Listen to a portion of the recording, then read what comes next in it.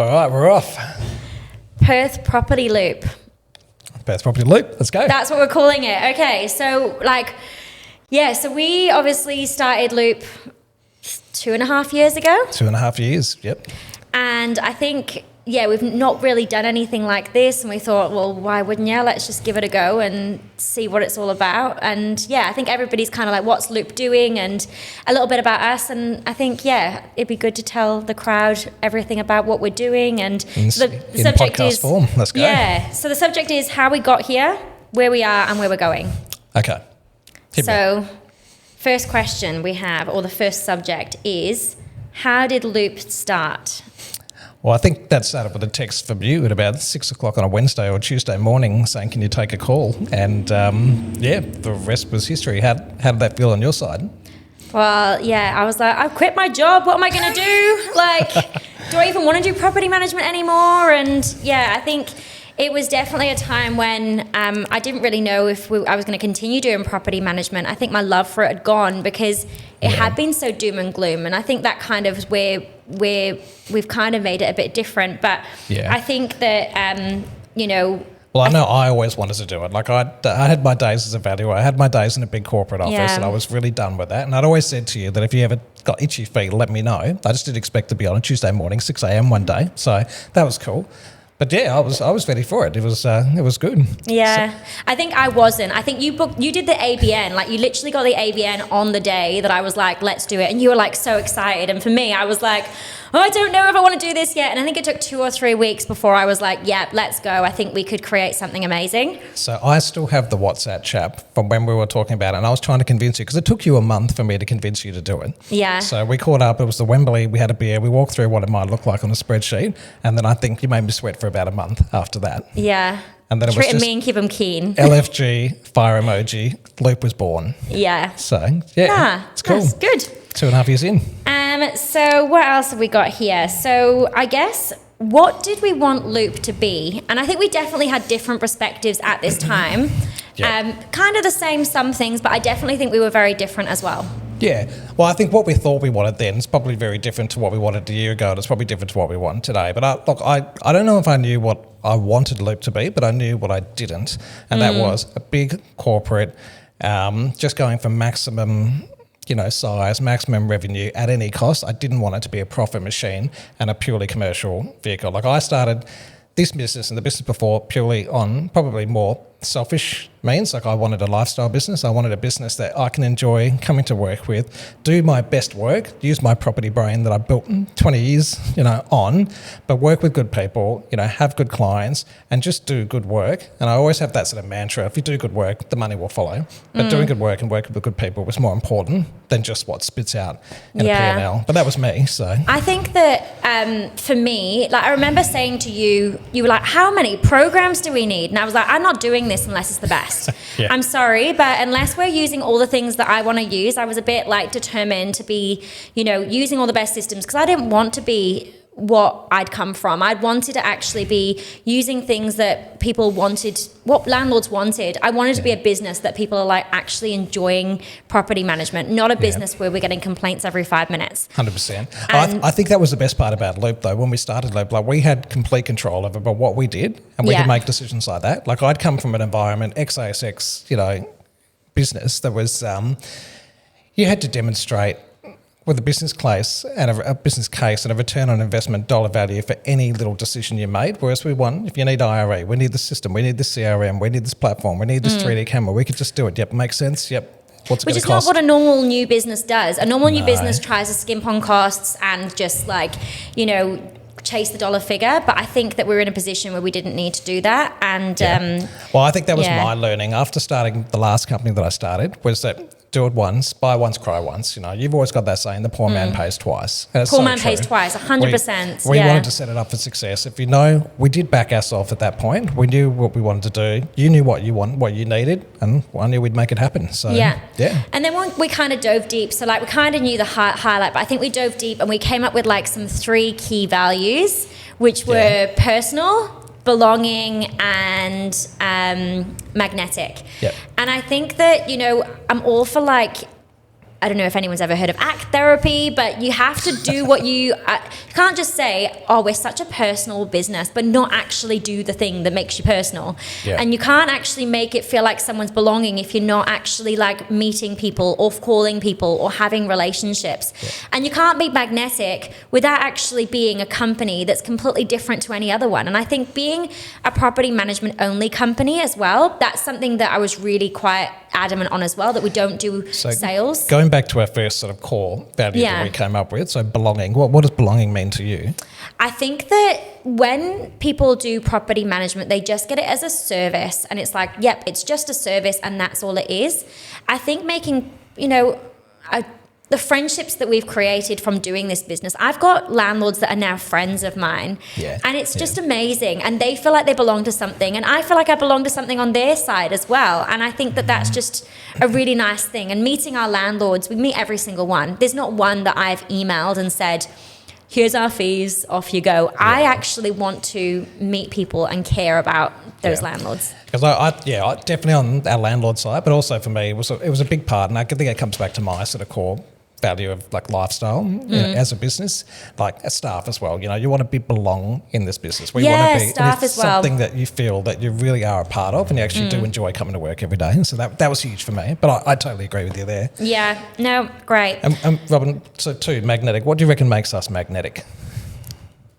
Well, look, let's get into it later, because I think we're going to talk about like the marketing side of things, because I feel like magnetic is definitely something I've struggled with, because I don't believe in smoke and mirrors. Like we're actually good or we're not. And if I don't feel like we're good, I can't shout about it yet. And even though you might have had all the belief in me, I definitely think that it's something that I wanted to perfect a little bit. And my biggest saying to you is always done's better than perfect. But I definitely think that I should have taken my own advice a little bit and maybe done the marketing side of things soon to make us magnetic and everything. But I think that, it's just taking a bit of time. We'll get into that afterwards. All right. Play on. So the hard part. So what was the biggest challenge? Oh, yeah.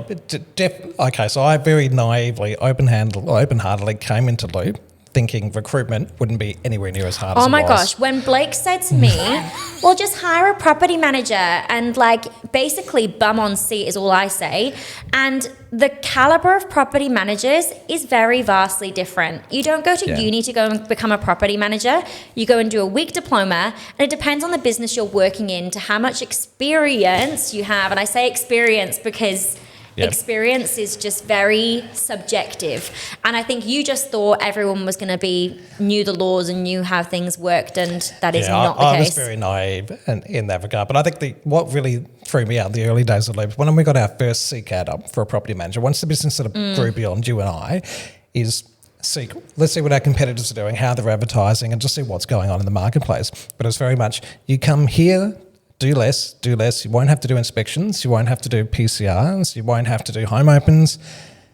But we'll give you a car and we'll pay you 20 grand more. So come here, work for us, and do less, paid more. That's what blew my mind. Like when you're trying to deliver a premium service in a business, how are you doing that if you're not making it clear with the incoming staff, your incoming team members, of what you expect from them? Like that's what. And as a career, look, I don't want to go too far into it, but as a career, as a property manager, if you are a property manager and a really good one, and you're not doing this and not doing that and not doing that, you want a lifestyle, you want it in a career. Yeah. Because I feel like that's sort of where I think there's maybe a bit of a discrepancy when it's like you're not doing, because you don't have experience in those things. Yeah. As experienced as you are, you're not actually experienced because you actually aren't doing the things. Yeah. But look, recruiting good quality people, talent with expertise and skills as a new business where nobody knew us. Yeah, that was hands down the worst part. That was the hardest part, no question. But now everybody's begging for a job with us. It's absolutely brilliant. Everyone wants to come work for us. Thank God, right? So yes,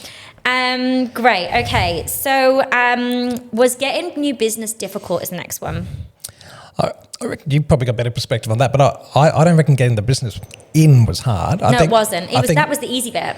I think, getting the work was easy, but doing it as you promised to deliver it is hard. And I think we probably just got, they'll call it whatever, better word, caught with our pants down in the early days. Like we just month 3, we brought on like 32 managements. Overwhelming support from clients I never thought we'd ever get. So we found ourselves in a bit of a, well, you call it the oh shit moment. I was like, oh boy, we've got to deal with this pretty quickly. And so yeah, and it was just me and you, and couldn't get a property manager or a good property manager. We could get a property manager, and we needed them like that yesterday. Yeah, and we needed someone who just bum in seat and to work, and it was really difficult. And I think that getting the new business, I think that if you know what you're doing and you're doing a really good job, and I think that we go back to being the biggest or the best, being the best property management company is probably part of my values.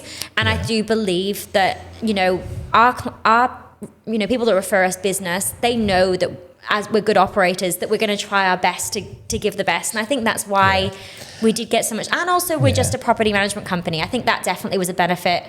Yeah, well, I think we learned in real life how, someone told me ages ago that like your client, 80% of the reason they'll engage you is 80% this time is because they like you. The other 10% is because they trust you. And the other 10% is that you've got the expertise. Yeah. So I think we found out very quickly that they liked us, they trusted us, and we could show that we had the expertise.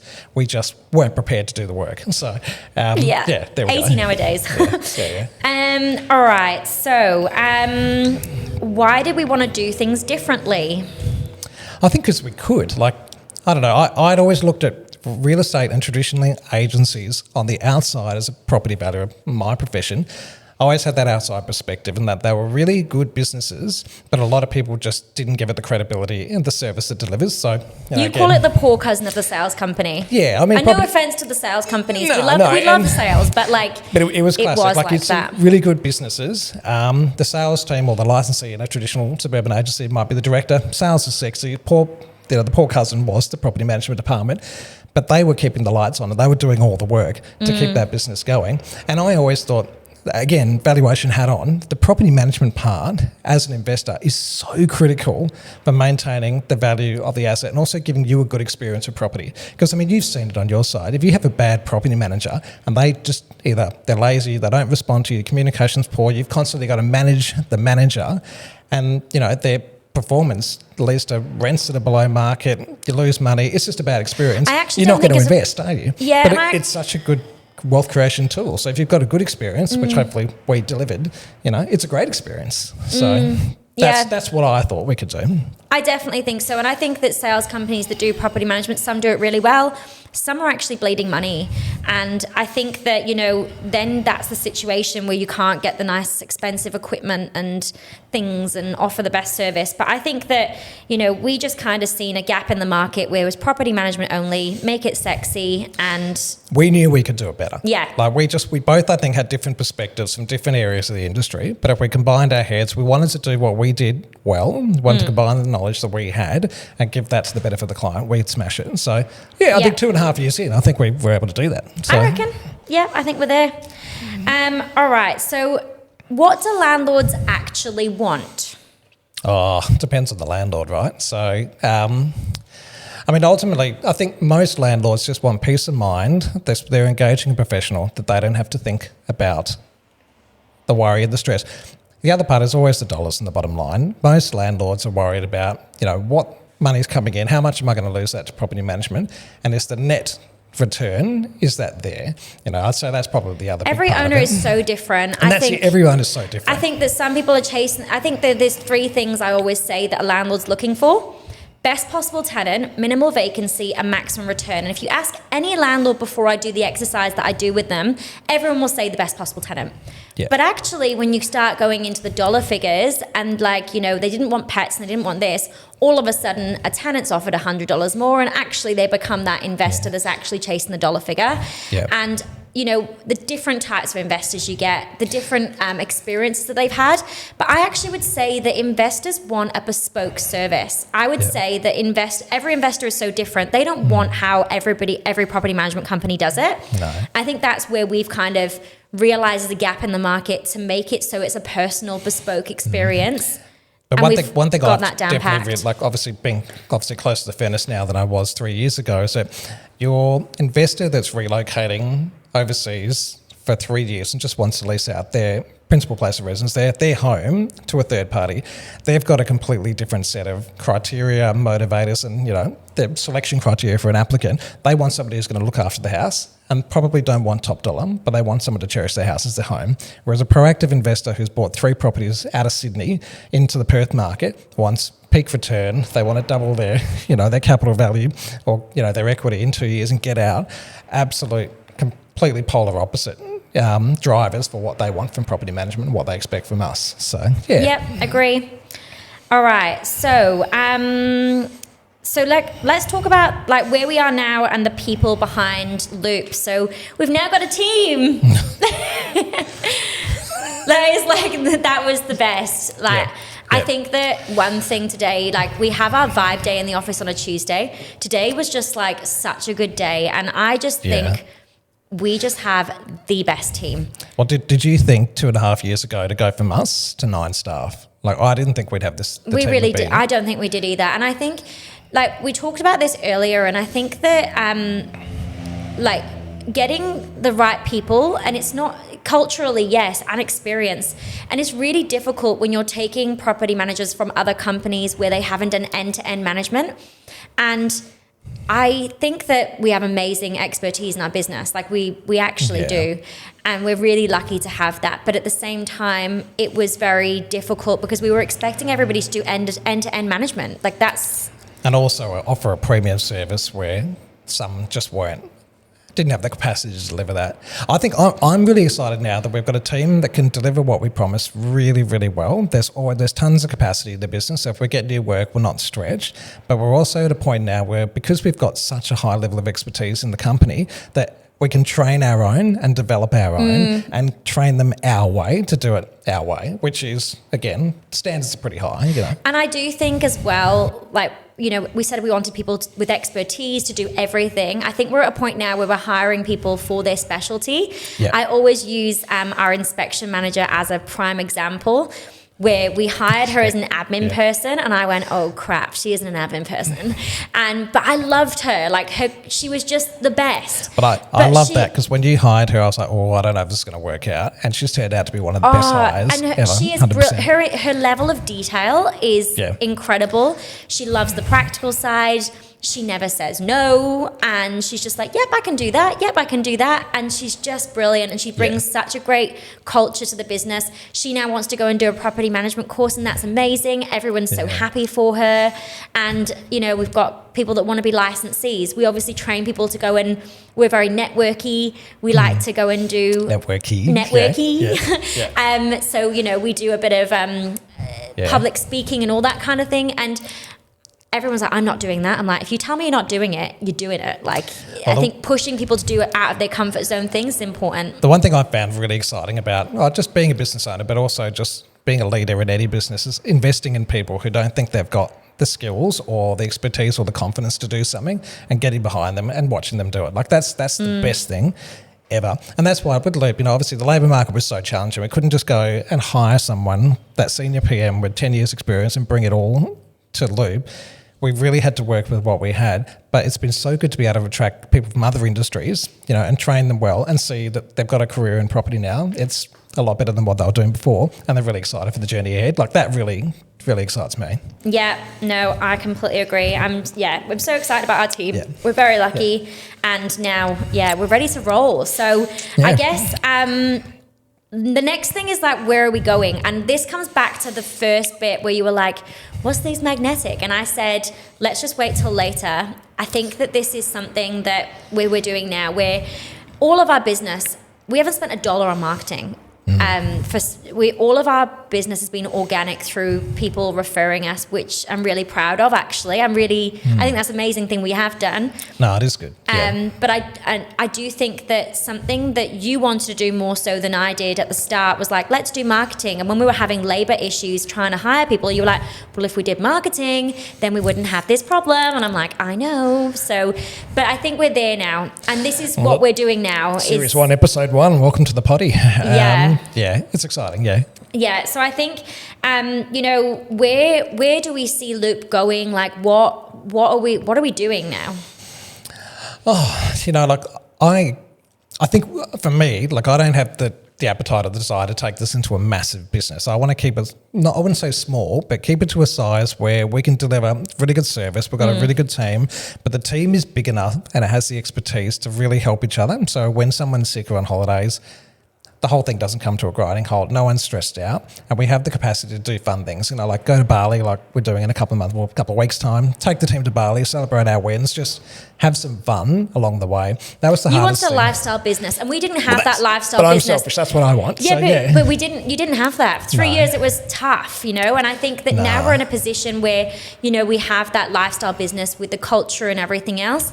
And I think that a lot of companies are like, right, we want to get to 10,000 managements under management. Yeah. I actually would just rather focus on... We want each property manager to manage 300 properties. Stuff like this is crazy. Yeah. And I think that for me, I just want it to be that we're actually the best property management company, magnetic. Everyone wants to use us. Everybody knows about us. And we can't do that without actually marketing ourselves.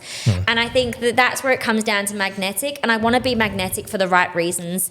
Not because we're going to be the biggest, but actually because we're doing the best. I think we've already proven that. Yeah. And that's the biggest thing. I think I wanted to prove that we actually were the best and that we could, the organic growth proved that to me, that people are now wanting to use us, telling their friends about us. And I think that now we can sort of tell that story to the wider market of people that don't know us. Yeah. Well, I come back to magnetic. Yeah, I like to think we've built an irresistible business. You want to work with us, you want to come and work for Loop, or you want Loop to manage your biggest asset. That to me is where we want to be. So. Yeah. Oh, one more question. If you could go back to the first beer that we had, would you have changed anything? And any key points that you might... what we're doing good, what we're doing bad? What's good? Hindsight's a bugger, right? Knowing what we know now, we definitely do things differently. But I think the hardest thing was, we started Loop. I'm a cautious person anyway, so I just wanted to make sure we're on the right direction before we spend big money. But I should have trusted my gut. You trusted yours like you did. And we probably just pulled the trigger on certain things earlier, hiring that extra staff member instead of trying to find the work for them. Should have done it the other way around, hired them, then found the work. Obviously we're using offshore support now. That amazing for what they can do and what the so level accurate, of... Just the level of extra help that they can bring to the business. They don't do everything for us, but they do so much more than we could just do by ourselves. So bringing them in earlier would have been amazing, the offshore team. But I think just trusting our gut, knowing we're on the right course and pulling the trigger a little bit earlier on a few decisions around hiring. But other than that, I think we've done pretty well. I actually think we've stuck to our values, and I think that's really important. I think as tough as it was, but I do think values-wise of what we wanted to create, the culture, the values, we've actually stuck to them pretty well. Yeah. Yes, we could have hired... We knew what we wanted, and we knew how to get there. I think our way of getting there probably... I think it was pretty good for 2.5 years in, but we had a few stumbling blocks. There were definitely times where it felt like 2 steps forward, 2 steps back. We hired someone, it just didn't work out. We wanted more, they couldn't deliver. We just had to play that game and learn how to train, how to hire, other way around. But that was just our learning curve. But I think now we're pretty sweet. So, I agree. All right. Well, love you and leave you. Podcast 1, done. It wasn't so bad. Good one. All right. Wrap that on up. Cheers.